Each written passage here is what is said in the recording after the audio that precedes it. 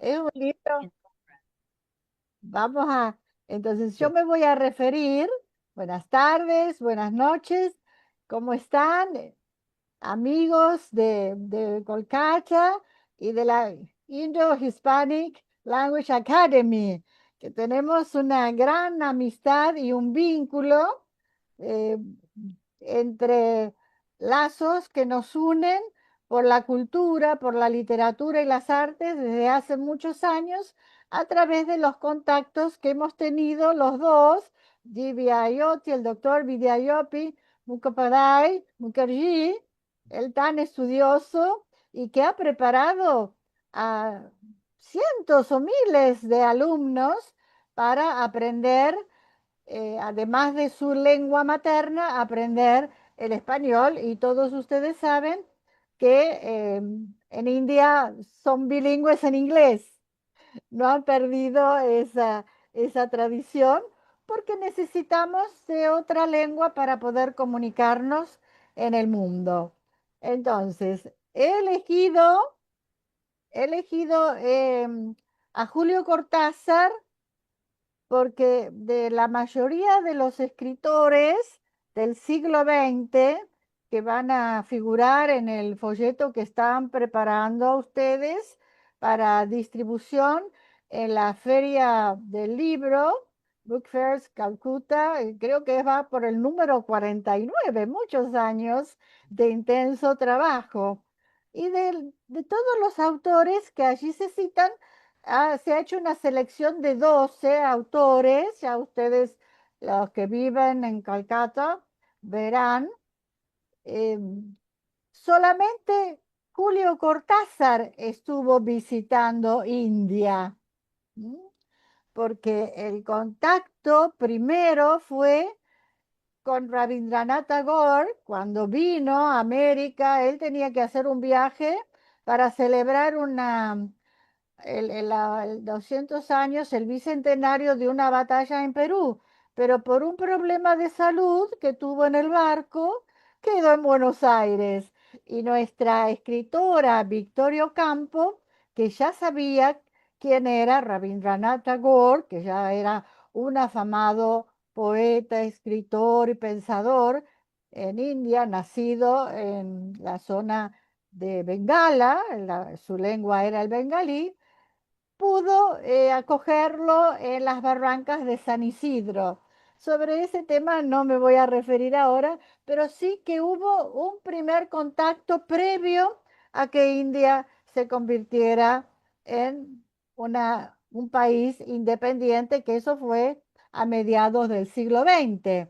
Entonces, desde mediados del siglo XX, hubo un escritor argentino que también se interesó por India, pero Ricardo Guiraldes, muy conocido por su novela Don Segundo Sombra, pero por su problema de salud falleció muy joven y no pudo visitar India. Entonces, Julio Cortázar, ya ahora vamos a ir viendo su foto en en la presentación de PowerPoint.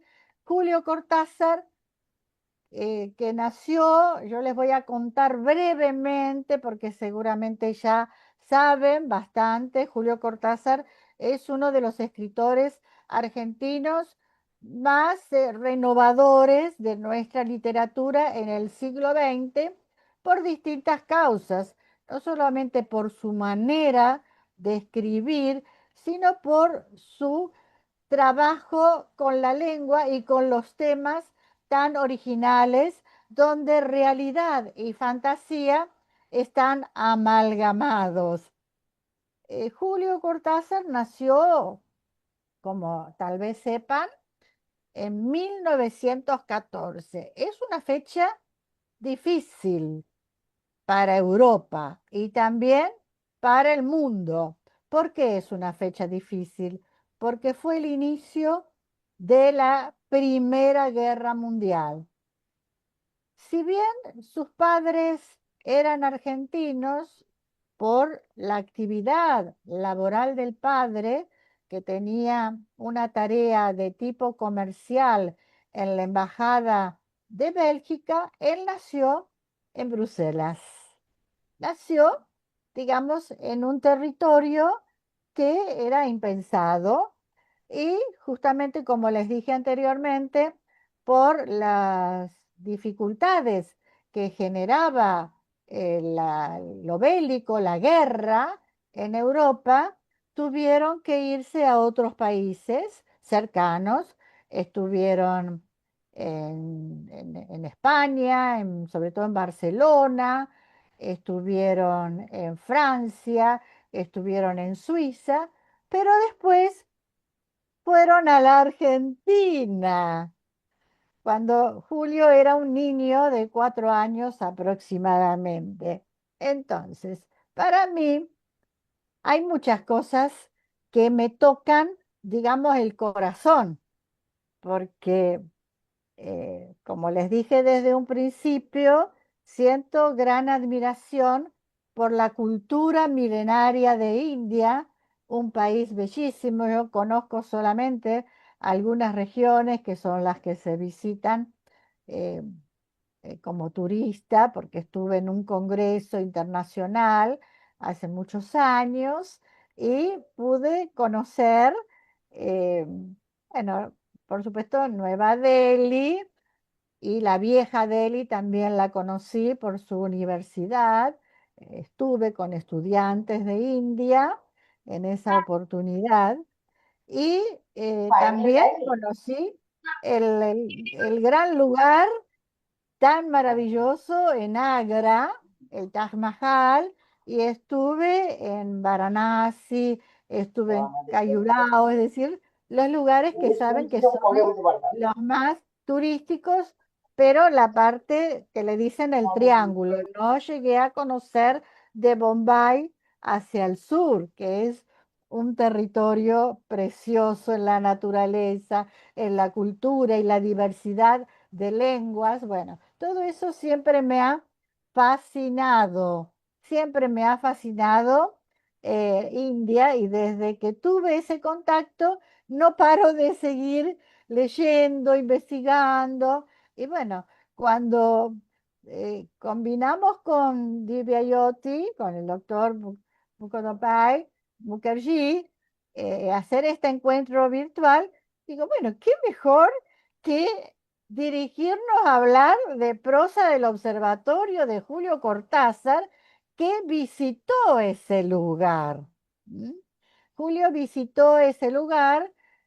Ya conocía a India porque por su trabajo en la UNESCO como traductor, él ya había visitado India, pero en la segunda visita, que fue en 1968, ya era un escritor con mucha producción, sobre todo de cuentos. Ya estaba Rayuela y había conocido en París a Octavio Paz.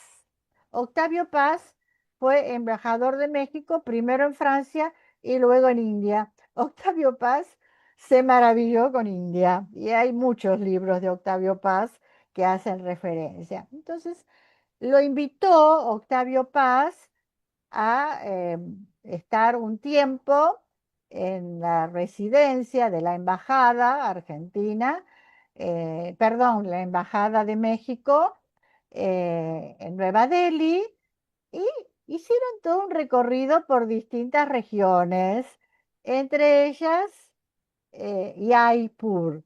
Y vamos a ir pasando entonces. eh, ya les dije, visitó Jaipur y quedó fascinado, como le puede pasar a cualquiera de ustedes. No sé si los que están presentes en este encuentro han visitado la zona del Rajastán, ¿eh? Que es uno de los lugares emblemáticos con toda una historia.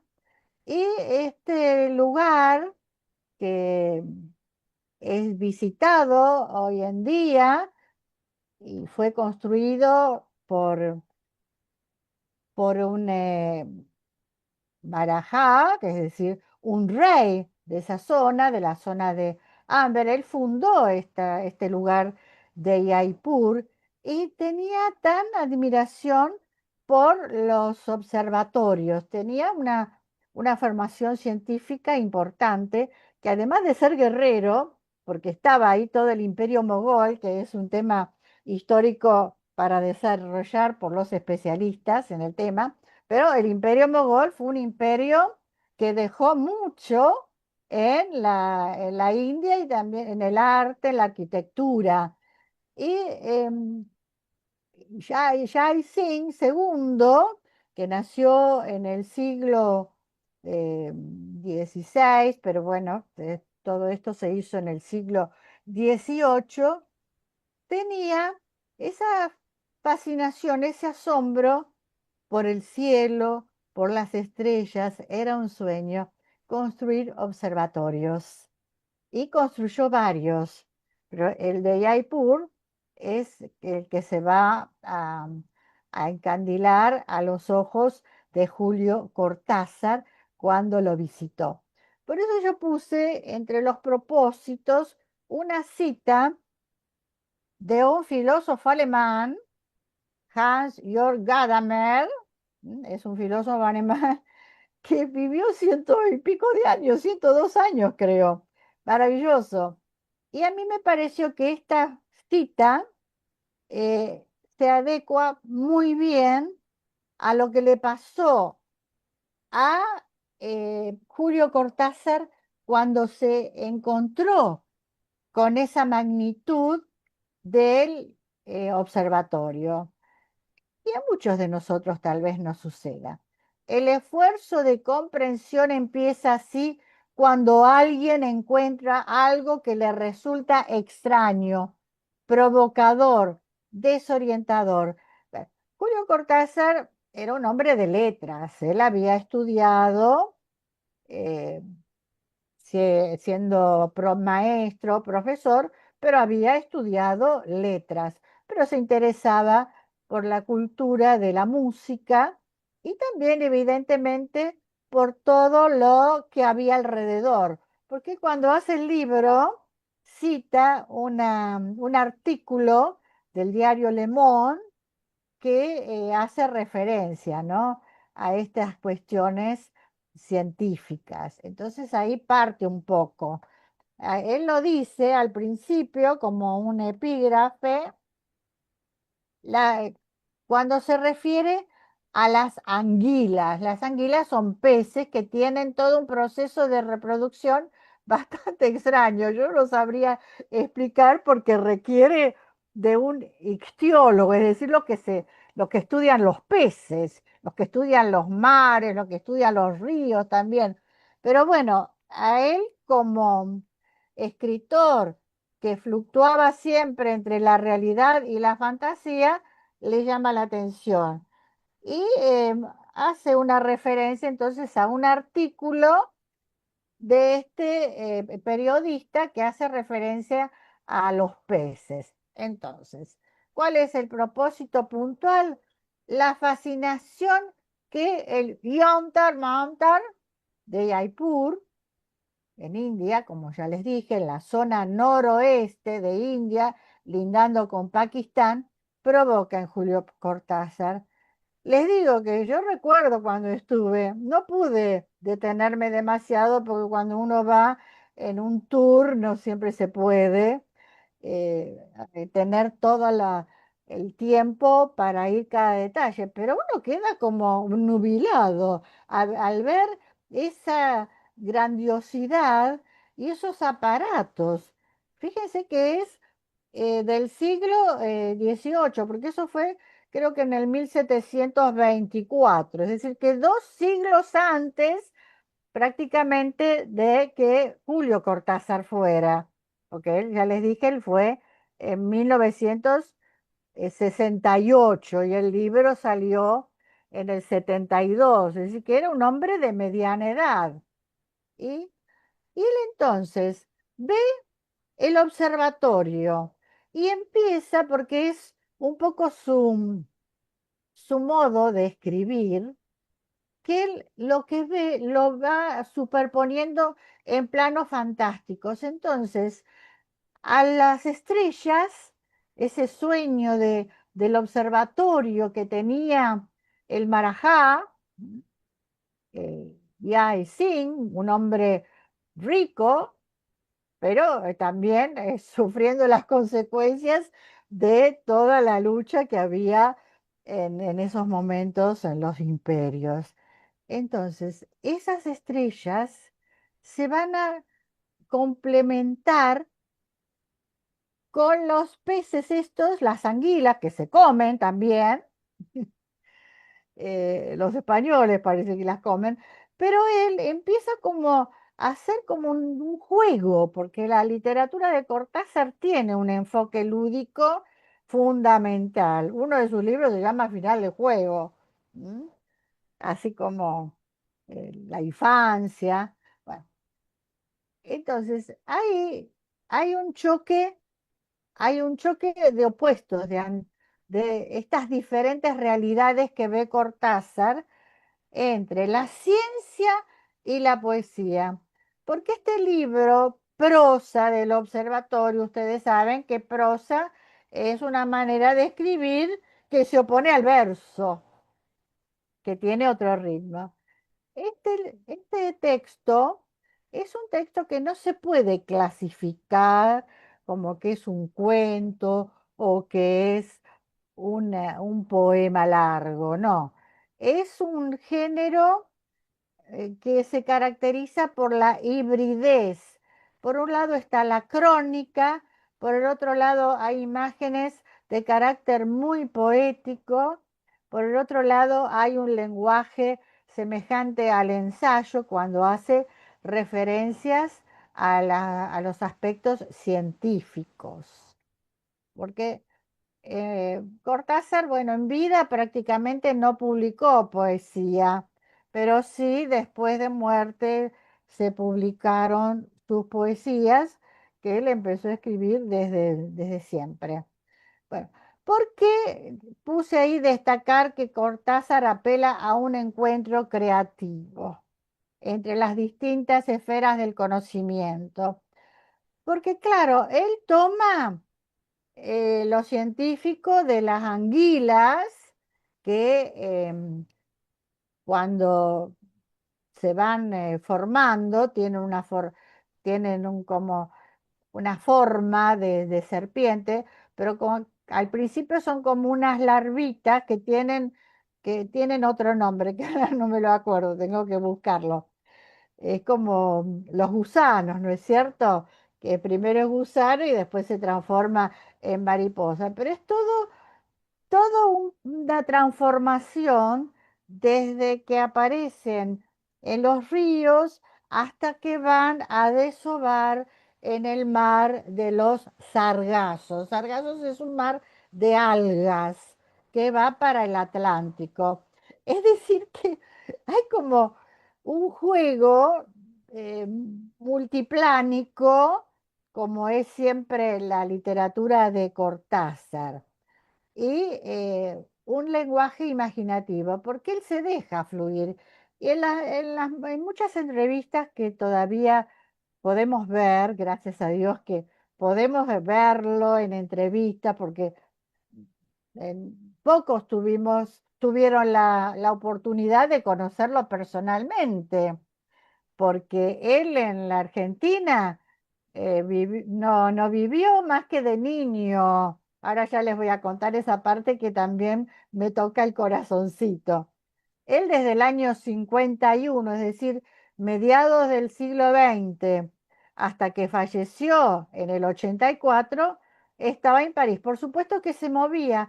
Vino creo que en dos oportunidades a Buenos Aires, pero no para dar conferencias, sino para visitar a su madre, que fue longeva, cosa que él no tanto, y por alguna cuestión que tenía que arreglar con las editoriales. Pero bueno, no es como, por ejemplo, yo tuve la oportunidad no de tener amistad, pero sí de escucharlo personalmente a Borges, que es otra maravilla para mí, y a Ernesto Sábato.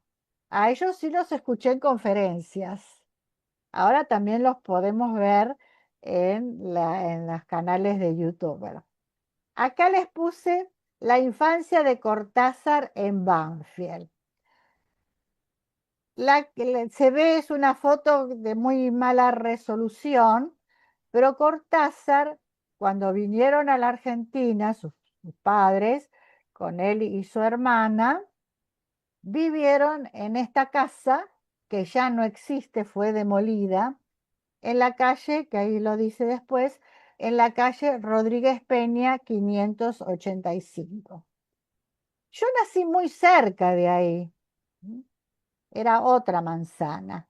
Pero yo no sabía que había vivido él ahí, porque no se mostraba mucho la biografía de los autores en aquel entonces. El conocimiento de las biografías se empezó a dar a conocer en la historia de la literatura un poco más y sobre todo después de su muerte. Eh, y él vivió en esa casa que él habla, por ejemplo, en final del juego, en Los Venenos, hay un jardín y es la casa de Rodríguez Peña. Cuando yo leí ese cuento, que estaba en tercer año de la escuela secundaria, hace, hace 60 años, imagínense, yo no sabía que esa Rodríguez Peña era la que estaba muy cerquita de mi casa. Y él fue a una escuela que ahora lleva su nombre, la escuela número 10, que estaba del otro lado de la estación. No era tan cerca, pero claro, en el año 20 y pico no había tantas escuelas en Banfield, porque Banfield en ese momento era un pueblo.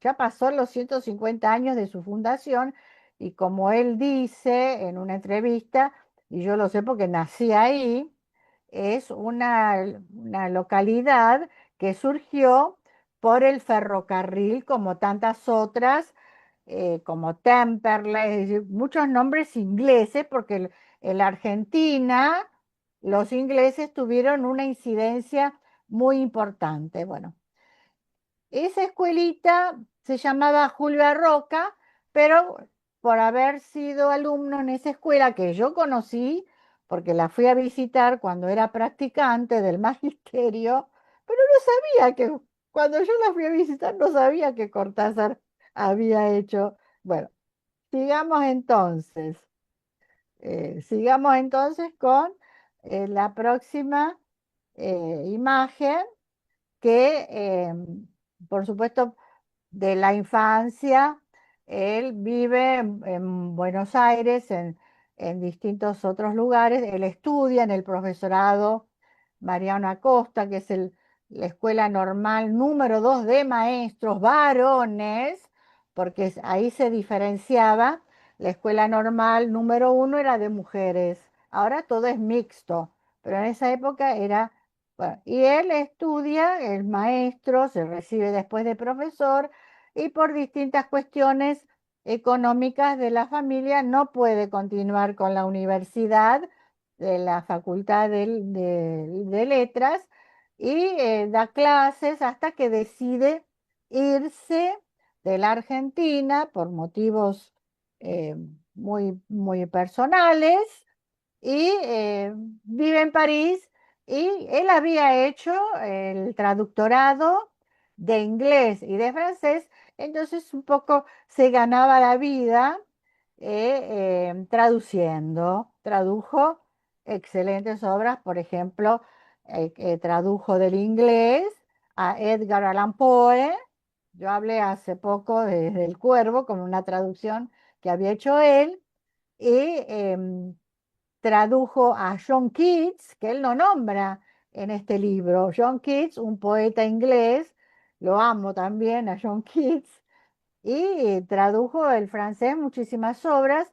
En ese momento, después, cuando él estaba viviendo ahí en París, ya se habían conocido con Aurora Bernardes, que fue su primera esposa. Ella también era traductora, trabajaron en la UNESCO y bueno, ya les dije que después, al estar en París y conocerlo a Octavio Paz tiene destino en India y va a India recorre distintos lugares. Bueno, ahí pude encontrar a, a Cortázar y Octavio Paz, dos personalidades brillantes totalmente distintas.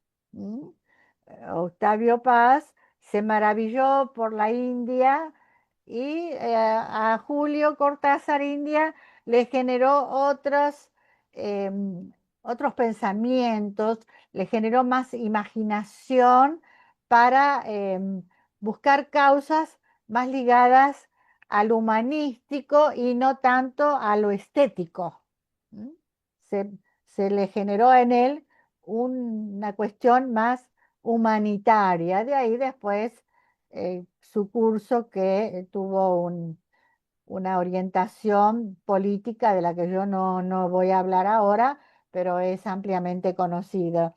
Bueno, ahí, por supuesto, al ir a Jaipur, yo me he puesto este collar y estos aros que creo que los compré en Jaipur, porque además hay unas piedras preciosas fascinante. Y ahí está paseando en elefante. Qué bueno, los que defienden a la naturaleza, a los animales, a veces no están. Yo no pasé en elefante, mi marido sí, yo no me animé, pero tiene un andar suave. A mí me llevaron como en un jeep que yo iba por ahí, porque ahí es una zona de piedra, de rocas, de mucha altura, y yo iba ahí pero fascinada viendo el palacio que está en las cercanías, la ciudad rosa, porque es todo en esa piedra rosa. Entonces, bueno, ahí está Julio Cortázar con Aurora cuando visitaron India. Aurora Bernández después aunque se habían divorciado, pero cuando muere la otra mujer, que era mucho más joven que él, Carol Dunlop, eh, ella lo cuida hasta el momento de morir. Y ella vivió bastante, vivió como 90 y pico de años y fue quien después se ocupó de las ediciones que salieron en distintas editoriales, sobre todo en Alfaguara. Yo tengo esta edición que es de 2016, la primera edición, no, yo no, y me fue bastante difícil conseguirla. Así que bueno, eh, ahí tienen el observatorio de Yantar Mantar de Yapur, bueno, una imagen de, del, de Yai Singh segundo, bueno, fotos que, que hay que estas las copié de la web, ¿no? Yo no saqué fotos de las que teníamos porque están archivadas y me era muy difícil encontrarlas. Pero en ese observatorio que fue construido, imagínense el costo de hacer ese observatorio. Yo no quiero ni pensar la cantidad de gente que debe haber trabajado y a veces en condiciones no muy buenas, como ha pasado con otras culturas. Ahora se me ocurre, por ejemplo, en Perú, el Machu Picchu. Esas grandes construcciones requieren de una cantidad de personas de trabajo y trasladar piedras, porque ahí es piedra, y él con los instrumentos busca incluir metal, cosa que era bastante novedoso. ¿Mm? Eh, entonces, como dijimos, la ciudad rosa por el color de la piedra. Hay muchos videos que después tal vez ya los conozcan, pero vale la pena revisarlos. Es muy lindo porque hay videos de los guías que hablan con los nombres, eh, pronunciándolos correctamente, cosa que yo no sé hacer. El Yantar, Mantar, tú lo sabes mejor, Livia, Sí. y, y también los relojes de sol. porque había una gran necesidad de controlar el tiempo. El tiempo también es una gran incógnita para todos nosotros. Y según lo que explican los guías, esos relojes son exactos. ¿Por qué controlaban? Yo no entiendo mucho de sistema de relojes, pero bueno, está matemáticamente diseñado ese yantra, ese reloj de sol, que es uno de los más grandes que se conserva en el mundo, por lo menos ese es el dato que yo tengo, no lo podría confirmar. Entonces, como les dije anteriormente, algunos rasgos de prosa del observatorio, que bueno, él tenía 58 años cuando lo escribió. Y en ese momento no se difundía mucho esta obra, porque como era de una lectura así tan ¿qué quiere decir? No hay una historia, no hay una crónica, bueno, vi tal cosa, vi tal otra, no. Es todo como la imaginación, pero en el fondo se trasluce un mensaje muy significativo con respecto a ese, ese between, ese entre lo que está afuera y lo que está adentro. ¿Mm? Bueno, les puse ahí hibridez, hay una mezcla entre la crónica, porque él hace referencias a este Marajá, que no es lo mismo que sultán. Marajá tiene que ver con lo hindú, sultán tiene que ver con lo islámico. Si bien esa zona, por los mogoles, hay mucha influencia, y hay zonas que son islámicas y no hinduistas, ¿no? Que todos saben que India tiene varias lenguas diferentes según las regiones y también la práctica de distintas religiones, aunque la primaria es la del hinduismo. Eh, Algo interesante es que Cortázar toma fotografías del lugar que están reproducidas en el libro. ¿Mm? Acá están en blanco y negro, pero son como 30 y pico de fotografías que él toma en ese viaje y que fueron reproducidas después en la edición. A él le gustaba la fotografía. Ya desde la primera imagen que le mostré, que es una foto de Sara Facio, fallecida hace poco, una de las grandes fotógrafas de nuestro país, ¿m? Amiga de María Elena Walsh, con Sara Facio y con Alicia D'Amico hicieron un libro de- con fotos sobre Buenos Aires. A él le gustaba la fotografía, así como le gustaba también la música, sobre todo el jazz, y amaba, por ejemplo, a Stravinsky.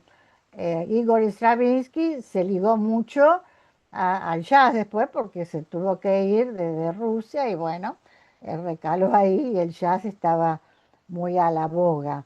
Bueno, el texto problematiza, es decir, que cuestiona esta cosa de, no es el arte por el arte, pero tampoco es una actitud rígida, normativa, como es el lenguaje de las ciencias. Y ya con la forma en que lo diseña, que al principio, después yo les voy a leer, un ratito que tengamos,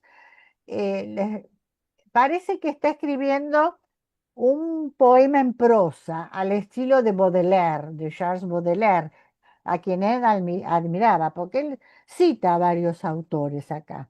Bueno, él no se opone a que tiene que haber una diferencia abismal entre el arte y la ciencia, sino que tiene que haber una unidad, así como hay unidad entre pensamiento y creatividad.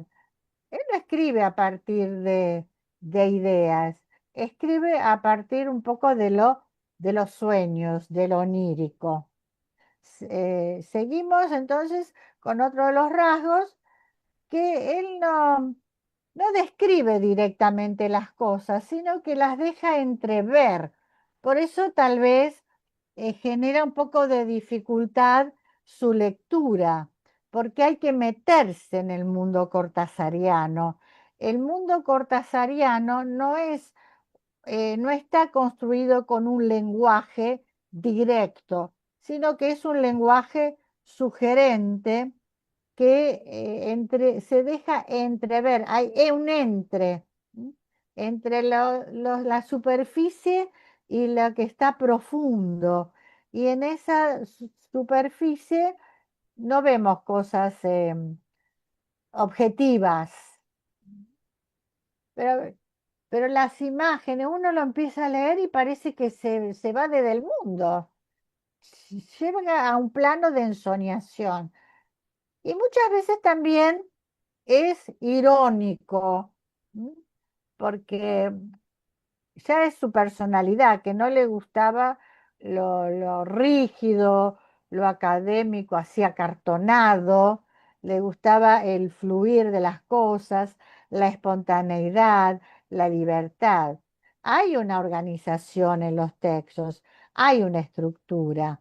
Por eso que él hace alusiones al positivismo, que fue una corriente filosófica eh, enciclopédica, así como la enciclopedia que solo da información, datos, datos, datos, pero que se aleja de la subjetividad, es decir, de lo que siente el sujeto.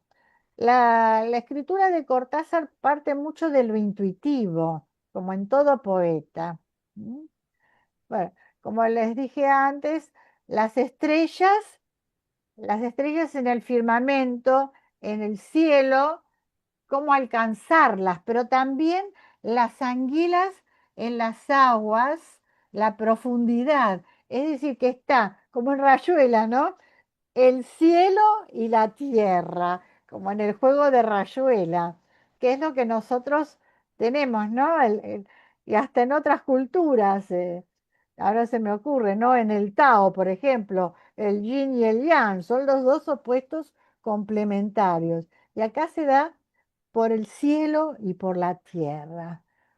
Ahora, es interesante porque ya hacia el final él va poniendo de manifiesto eh, con bastante énfasis una rebelión que después la actúa él en sus contactos con la Revolución Cubana y la Revolución Sandinista.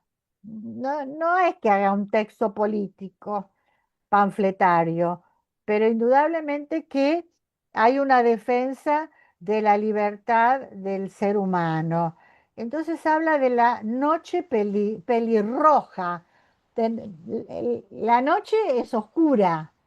¿M?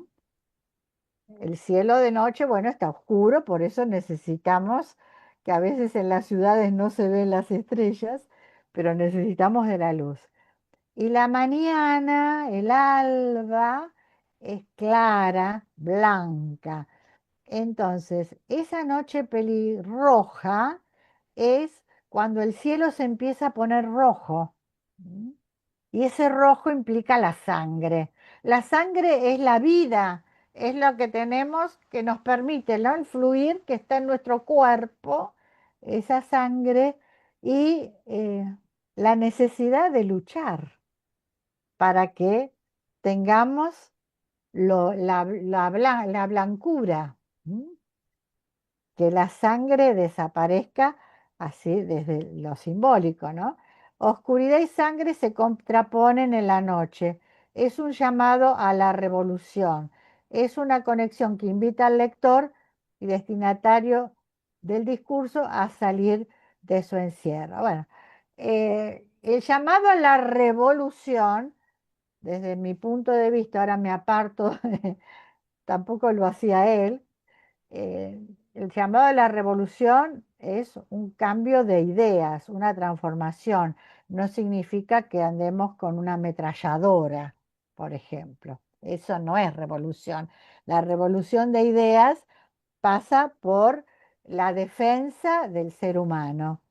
Y bueno, para ir completando, la imagen de esa noche agónica, como dije antes, se presenta como fisura en el oscurantismo y una promesa de alba para la humanidad, que es un poco este canto cósmico que busca la paz, como la que estamos pidiendo en este momento en todos los países de la Tierra. ¿Mm? Entonces, para concluir, Cortázar no escribe para oponerse a la ciencia, ni está en contra del arte por el arte, sino que busca, sigamos con la próxima imagen, que ya íbamos terminando, eh, la, quiere un encuentro creativo. Nosotros, los que nos dedicamos a las letras o a los estudios de la lengua y de la cultura, siempre queremos un encuentro creativo. La creatividad es propia del ser humano. ¿M? Ya lo hemos estudiado en nuestro grupo, el tema de la inteligencia artificial.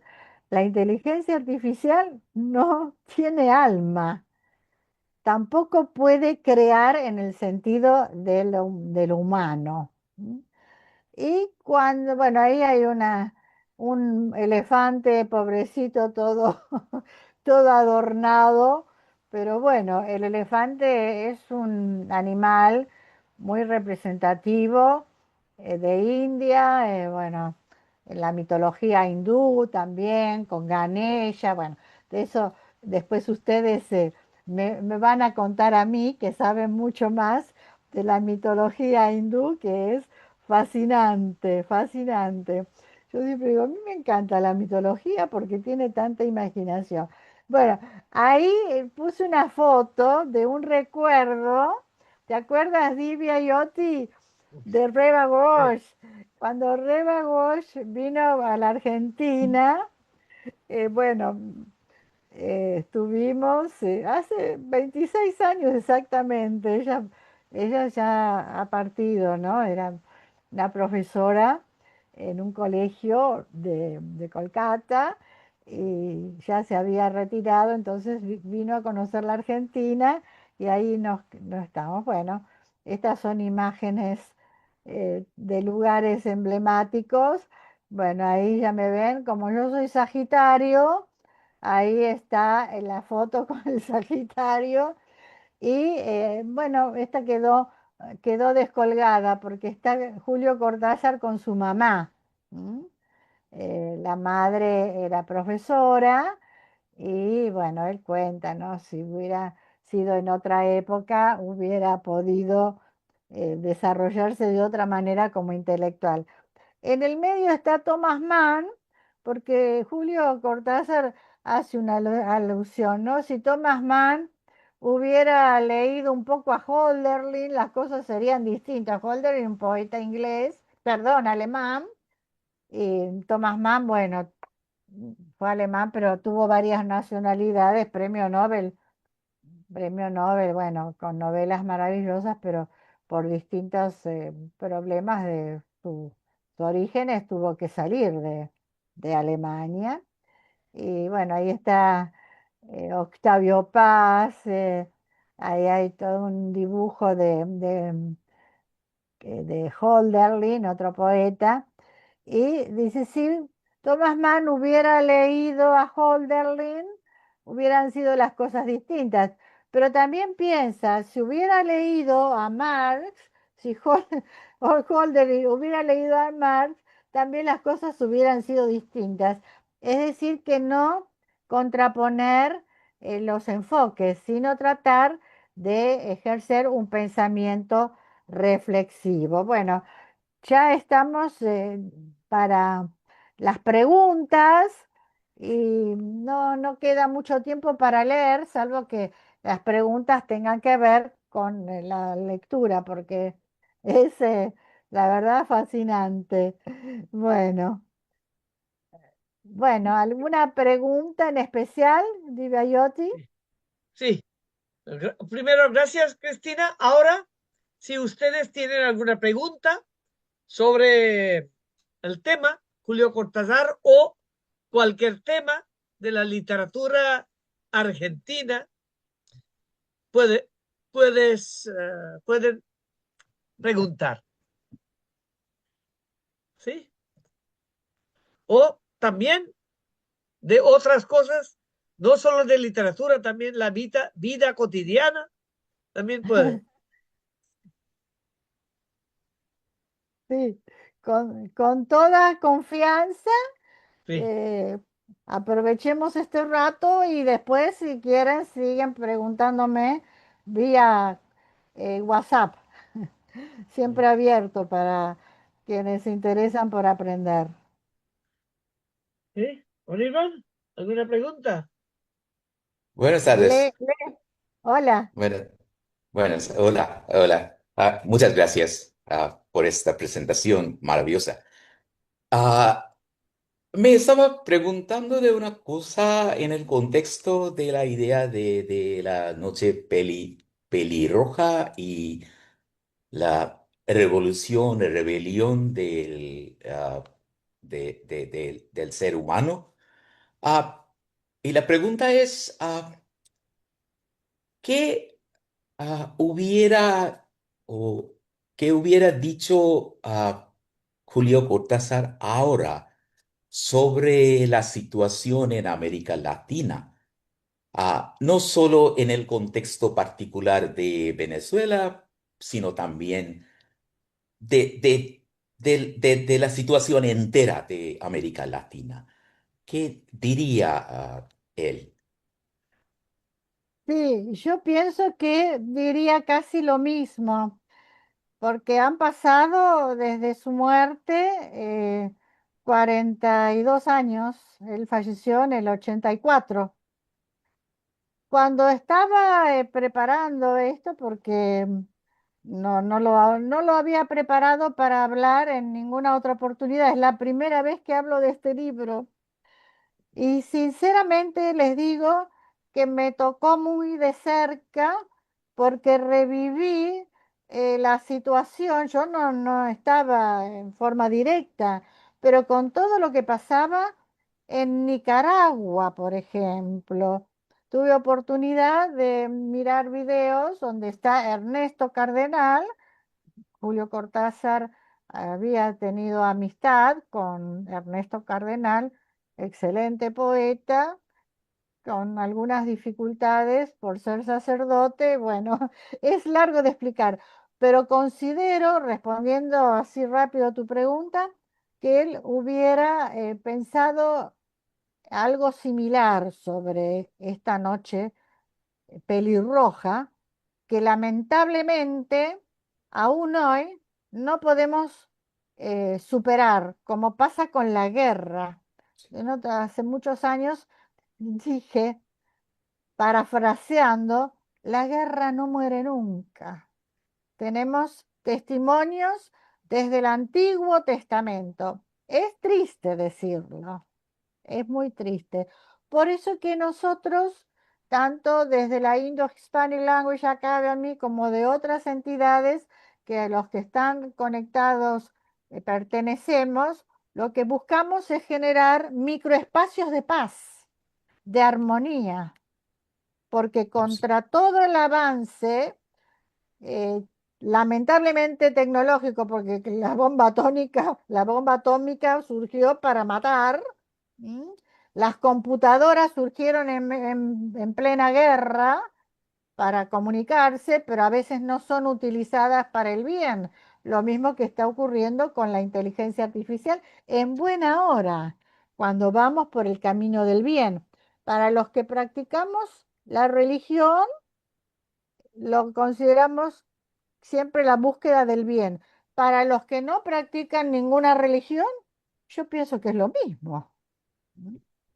Entonces, que podríamos seguir conversando, pero bueno, la lucha del bien y el mal está en todas las culturas y por ejemplo, que yo no me olvidé de decirlo, pero Julio Cortázar participó de la fiesta de Holi, Ah, que es la fiesta que ustedes tienen para más o menos la primavera, que es la época del cambio de clima, ujú, empieza todo a florecer, y ahí los dioses, que bueno, ahora ya se ha desvirtuado un poco, y lo mismo que pasó con el carnaval en la cultura occidental, pero sí, la lucha del bien y del mal es lo que siempre se trata y aparece en otras culturas, por ejemplo, los zoroastrianos, ¿no?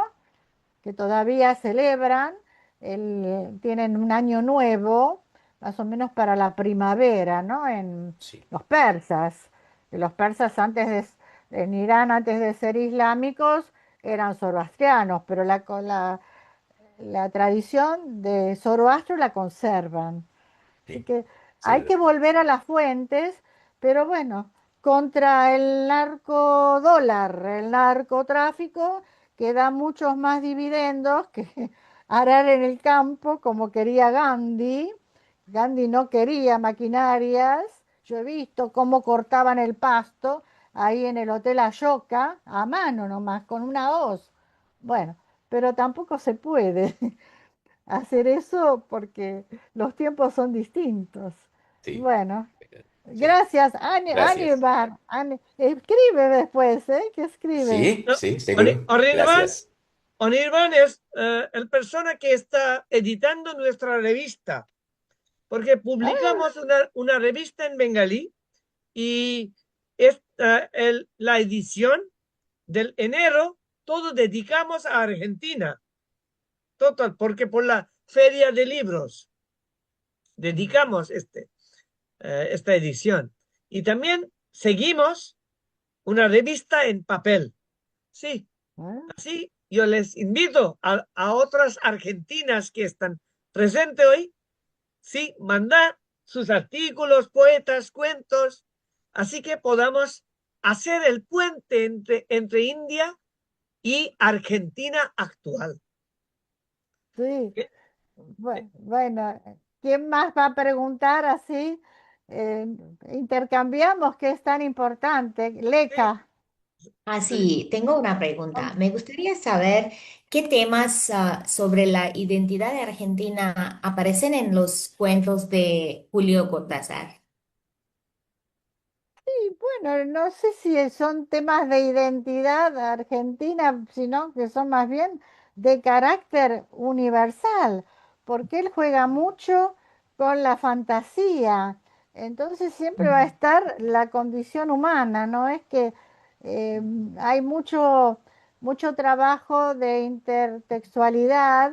Por ejemplo, hay un cuento donde él recorriendo la Galería Vivian en París, imagina cosas que también podrían suceder en una galería en Buenos Aires, ¿no? Entonces hay siempre como como poner el acento en la condición humana.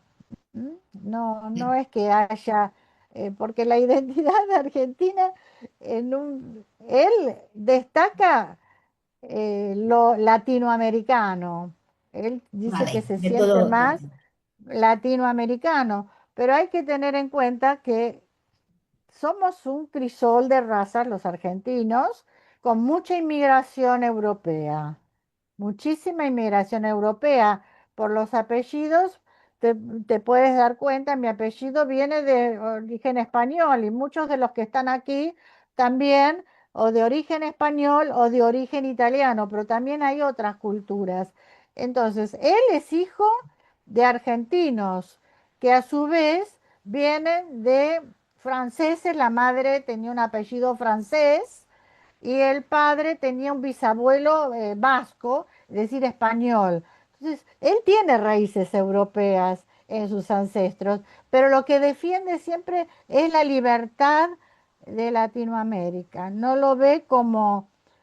Y bueno, en todo momento hay una alusión a la América del Norte, ¿no? Como un imperio dominador que si lo decía y lo escribía, imagínate, hace 50 años, todavía sigue siendo.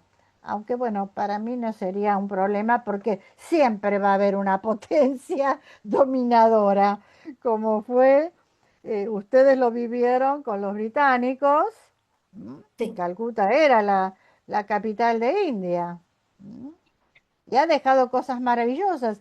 Cuba, por ejemplo, dejó un montón de cosas que tienen que ver con España.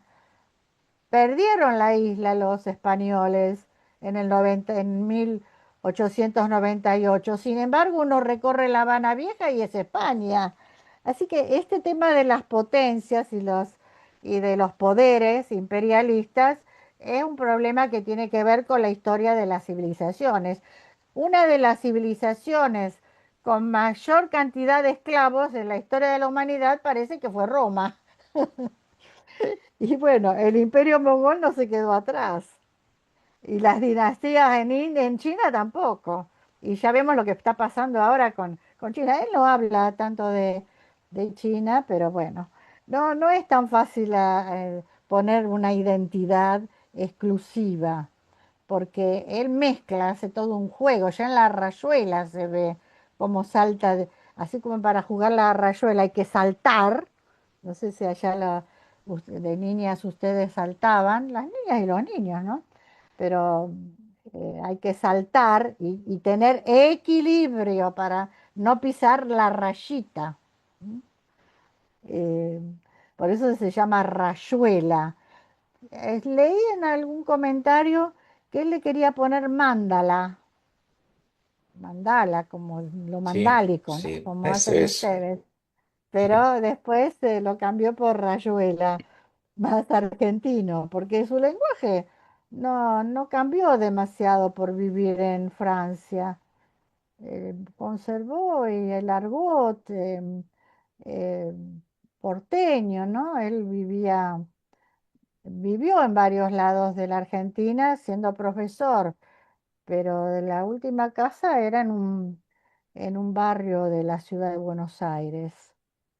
Por ahí encontré una foto de la casa en la calle Artigas, ahora no me acuerdo exactamente el barrio. Bueno, ¿algo más quieres preguntar, Soumitra, Leca? Soumitra Ay, deseas. Sí, Soumitra.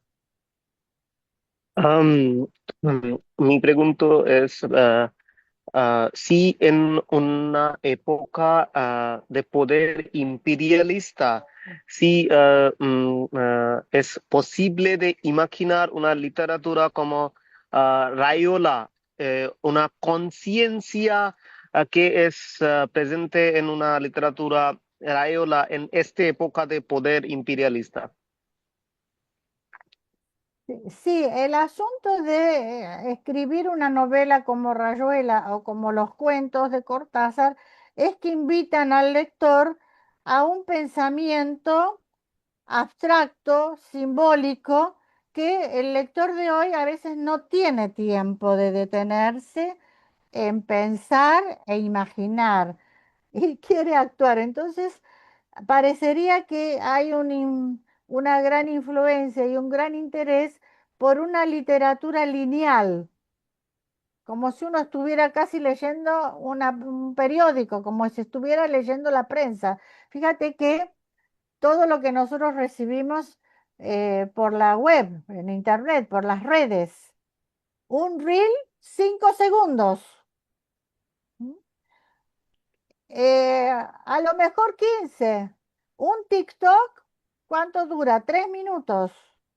Entonces, ¿cómo podemos manifestar eh, una postura ideológica, ya sea partidaria o filosófica de cosmovisión en el mundo, en un TikTok?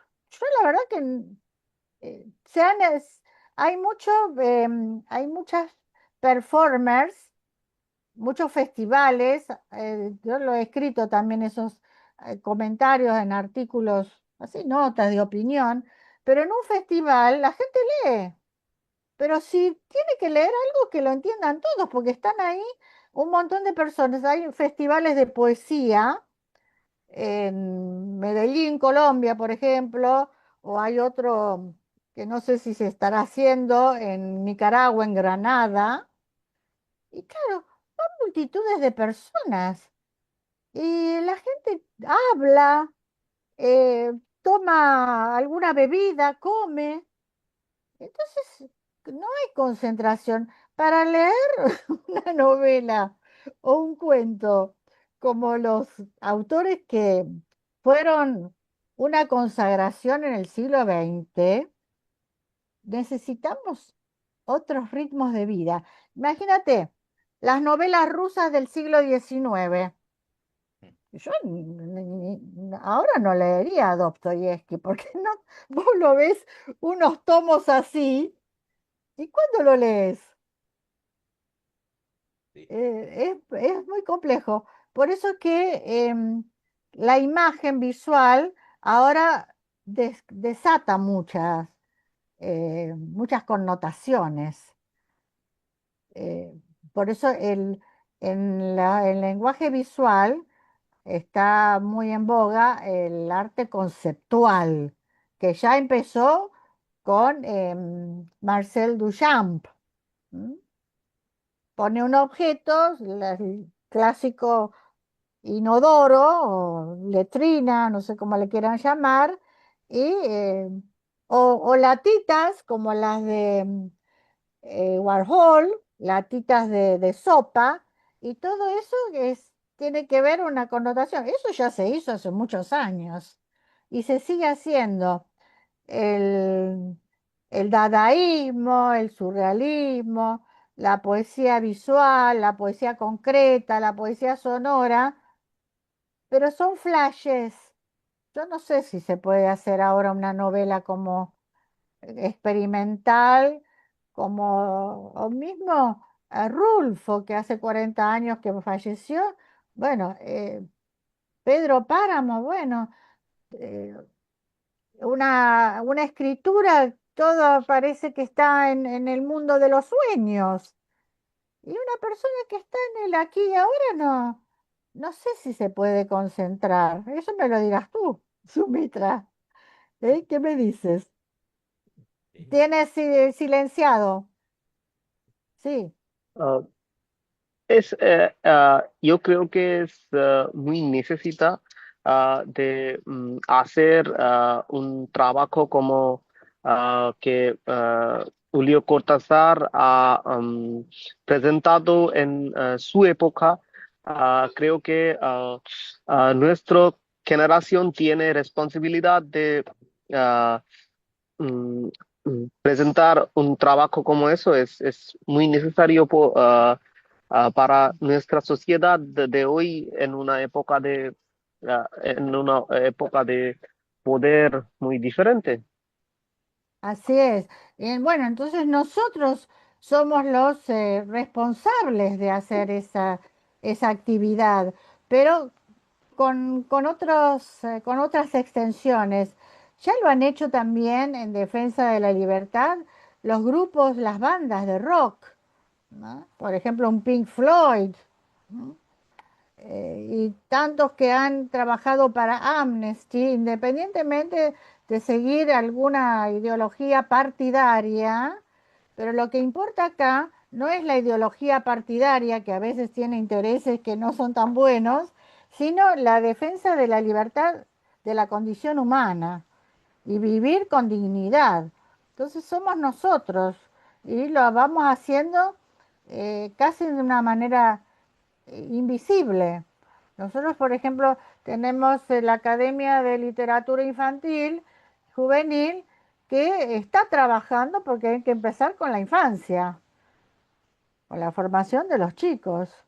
Pero bueno, no siempre eh, tiene que haber un apoyo con los padres, con los maestros, y no ir por el terreno del facilismo, ¿no?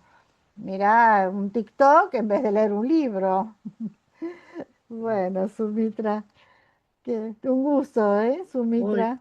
muy bien. ¿Alguna otra pregunta, alguien?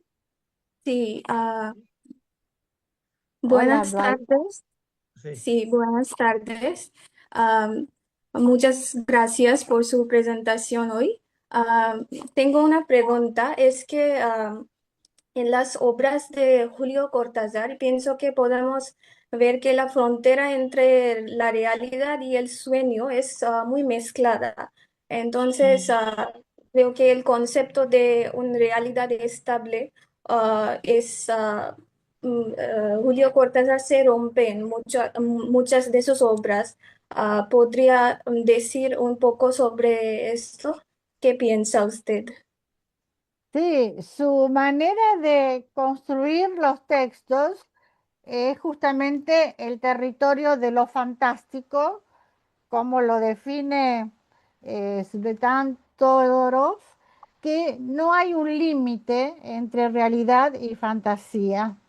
Es todo lo que puede ser, hay una posibilidad, una manera que no se puede, es como la cara, como la mano de un lado y de otro, las caras de la moneda están íntimamente ensambladas. Pero ¿qué sucede? El lector, para poder comprender esto, Ujú. necesita de una competencia, no puede entenderlo si no logró alcanzar un pensamiento lógico que le permita la abstracción y captar símbolos. Si es solamente un signo, ¿m? Esto es blanco, blanco o negro, ¿m? No, hay matices. Sí, Entonces, sí.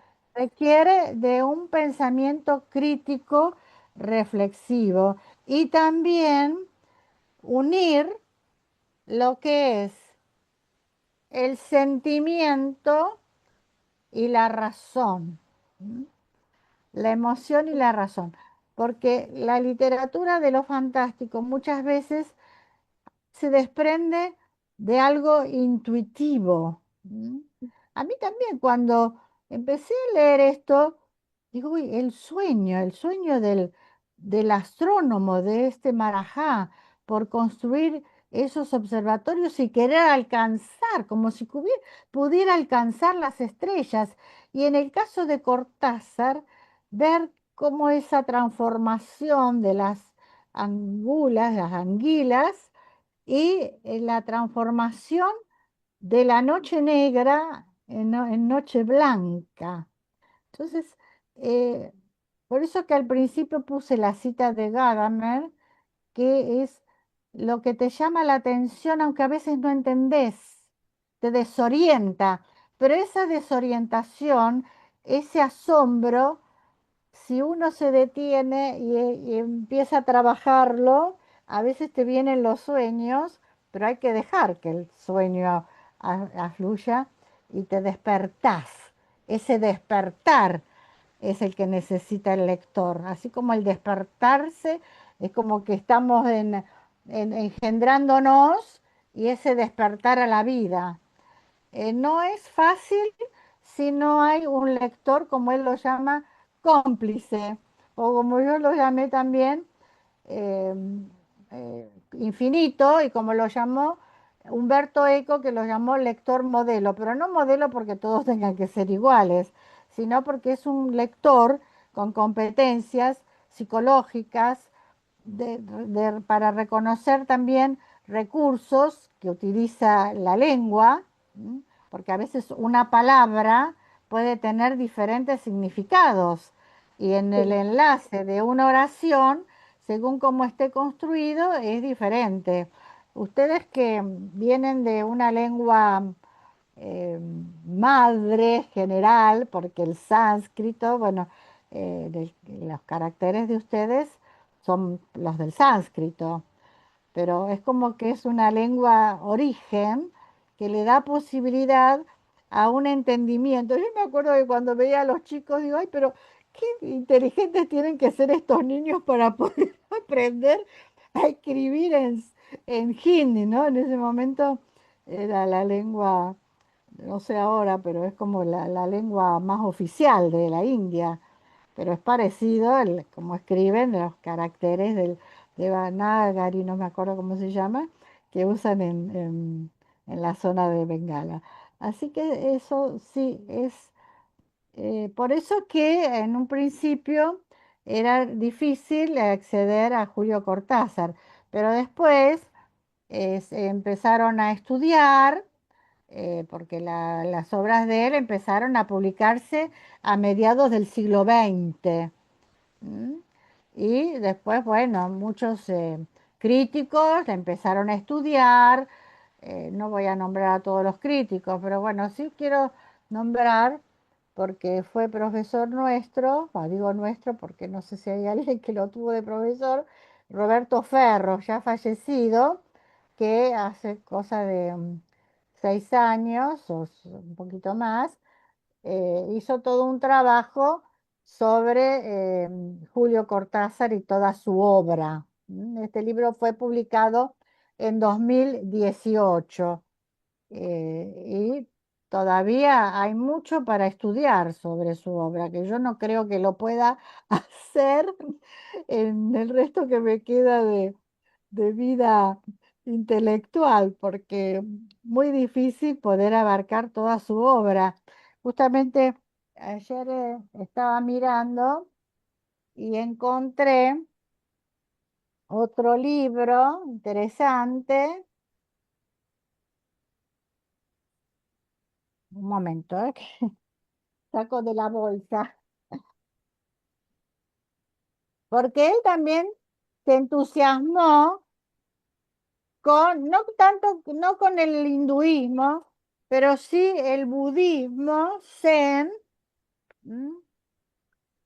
Y este libro, Territorios, que hizo con un amigo del pintor, pero hay unos poemas que tienen que ver, que ya en otro momento les contaré, que tienen que ver con las posturas orientalistas. ¿M? Eh, Así que bueno, que tendría que responderte algo más porque no es fácil deslindar este tema de realidad y fantasía. Lo fantástico un poco es ese espacio transicional que no hay frontera. ¿M? Ujú. Para, para meterse en eso, eh, hay cuestiones que son demasiado maravillosas, inverosímiles, pero en el caso de Cortázar es lo fantástico propiamente dicho, ¿no? No es como en los cuentos de las hadas, que ahí ya sabemos que eso no ocurre, pero hay situaciones de los cuentos que sí, que pueden ocurrir, ¿m? Como también pasa con los cuentos de Jorge Luis Borges. Y también Silvino Campo, una escritora argentina, que también va a estar está citada en el folleto que están imprimiendo ustedes. Bueno, Dvaita, un gusto de Muchas conocerte. gracias por responder y No, compartir sus ideas. sí, Bueno, sí, me parece que vamos pensando. sí. No, todos que desearía conectar con Cristina, porque ella es muy activa en redes sociales.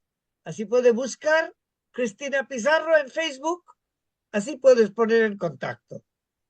Sí, sí, a mí me encanta porque justamente es el aporte que uno puede hacer en la tierra, un granito de arena para ir hacia la paz, hacia el otro. Hay todo un vínculo entre el tú y el yo. Eso ya ha sido estudiado por los filósofos, por Martin Buber, por ejemplo, tú y yo, y también por otro filósofo, eh, Leviatán, Levinas, perdón, Levinas. Amor al prójimo. Es el primer mandamiento. Ama a tu prójimo. Primero amar a Dios, ¿no? Pero después amar al prójimo. Eh, por eso tenemos que pensar en, en- en que el prójimo pueda ir mejorando con sus conductas, como los dirían Buda, el recto sendero. Muy bien. Bueno, Antes que terminemos, Profesor, sí, profesor, tengo una pregunta para Cristina. Hola, Cristina. hola, ¿cómo estás? Sí, estoy bien. Madurina, ¿Y no, usted? no, no, no te Sí, veo, sí, soy Madurina. Madhurima. Sí, soy Madhurima. Quiero quiero compartir algo en el caso de las obras de Julio Cortázar. Recientemente, enseñando el futuro simple en gramática española y encontré un poema de Cortázar con el Ah, mismo título ah, que se llama El futuro también. Y es un poema muy profundo y con un estilo literario exquisito. Y e- encontré que Julio Cortázar era un poeta fantástico también. Y Cristina, ¿tiene algún otro poema de Cortázar que te haya conmovido o que recomiende leer a todo el mundo? en este momento no tengo a disposición los poemas de Cortázar porque siempre me he ocupado más de su narrativa. Y Sí, por otras cuestiones personales yo no he indagado en su poesía, pese a que mi mayor actividad ha sido escribir poesía, pero es sí, una tarea que te la debo. sí, sí, Buscar poemas de Julio Cortázar que fueron publicados después de su muerte. sí, sí, así es. Muchas Ah, gracias. no, por bueno, favor, no te pude responder, Maturina, pero vamos a buscarlo entonces. muy bien. No te preocupes. Antes que terminamos, desearía decir que en la Feria de Libros de Calcuta también vamos a tener un librito de poemas de Cristina en bengalí. Cristina, ¡Ay, si tú recuerdas, con sí! 29 poemas de Cristina, ¡Ay, que qué vamos a lindo! presentar en la Feria de Libros, traducido por un ex alumno de nosotros, es Mm, Sormista Chatterjee. Este, este librito con 29 poemas vamos a presentar en la Feria Internacional de Libros de Calcuta, ¡ay, donde país invitado es Argentina. ¿Sí? qué lindo! Gracias, Y también hermoso. te mando este libro cuando vuelve los El periodistas que embajador. vienen de Argentina, periodistas de Clarín, viene también de la revista ENIE, viene, ellos ¡Ay, va a estar en la feria. Por qué ellas lindo! te enviaré los ejemplares de esto. Sí, bueno, muy contenta de que sigamos en este intercambio cultural. ¿Te acuerdas que estamos con este centro de intercambio desde hace muchos años, desde Sí, que viniste a Argentina sí. primero? Y, Y antes, otra vez, para terminar esto, voy a pasar porque un alumno de nosotros que está también asistiendo, Orno, han hecho una canción conectando India con Argentina, que vamos a qué pasar lindo. en la feria de libros, esta canción en bengalí y también en español. Voy a pasar la parte de español para terminar, porque hemos decidido que cada cosa que hacemos durante este mes, vamos a pasar este. Desde Kolkata hasta el Plata va un canto vivo que quiere cruzar dos tierras lejanas, un mismo sentir, cuando la música vuelve a unir India y Argentina bajo un mismo sol, dos sueños bailando en un solo rol. Libros y canciones giran sin frontera, nos llama el mundo, Feria Internacional del libro de Kolkata. Kolkata sueña versos al andar, Buenos Aires responde al bailar. Fútbol, palabras, pasión que se enciende, un lazo de pueblos que nunca se pierde. No hay fronteras cuando el arte se da, dos corazones comienzan a hablar. La historia celebra, la cultura se nota, late la vida en Feria Internacional del Libro de Kolkata. Cantamos juntos en Feria Internacional del Libro de Kolkata.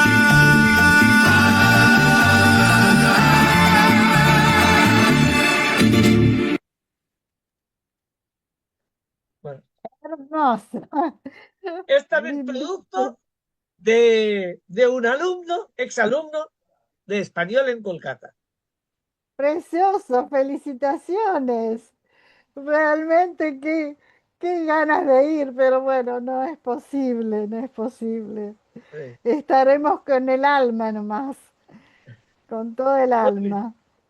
Pero como también pasamos un festival de 3 días, el Festival Hispano de Kolkata, es el 7º episodio que vamos a pasar. También hacemos virtual y presencial. Así Muy bien, así que les estaremos. pido que ustedes, para enviar grabando sus poemas y todo, así que estos durante la feria de libros podemos pasar cada día.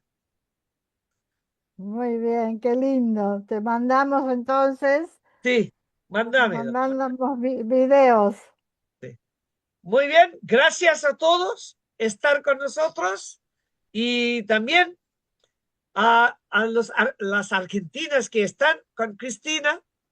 Sí, en futuro podemos hacer más eventos virtuales para compartir la tristeza y la alegría de la vida. ¿Sí? Porque somos la luna que usted ve, también la luna que vemos, lo mismo. Porque sí, nuestros tristeza casi mismo. Un amigo mío de México ha dicho que todas las tristezas, las lágrimas son iguales de los países, si no pasamos por Europa o Estados Unidos. Así, India, Argentina, pasamos todo. Así ustedes van a estar con nosotros, pero no es el primero ni el final. Seguimos con este tipo de programa. Gracias a todos ustedes. Gracias. Muchas gracias, Muchas Divya gracias. Yotimos, y a todos los integrantes de la Hindu Hispanic Language Academy y a la Embajada Argentina en India y también al embajador de India en Argentina que están colaborando mucho en esta oportunidad para que la feria sea lo más exitosa en todos estos tiempos. Muchas gracias. Y Seguimos sí, informando hay, a ustedes todas las actividades. nosotros en el grupo tenemos un libro publicado que se llama justamente El prójimo sin fronteras. Qué bien. Prójimo sin fronteras. Y aquí estamos, Sí, pese a muchos que no se puede ir en un solo vuelo, hay que tomar dos, porque no sí, se puede volar tantas horas. sí. Según un avión no puede volar más de 17 horas por hora. No hay aviones que vuelen 24 horas. No. Muchas gracias. Un abrazo Bueno, para todos. hasta la próxima. Muchas gracias.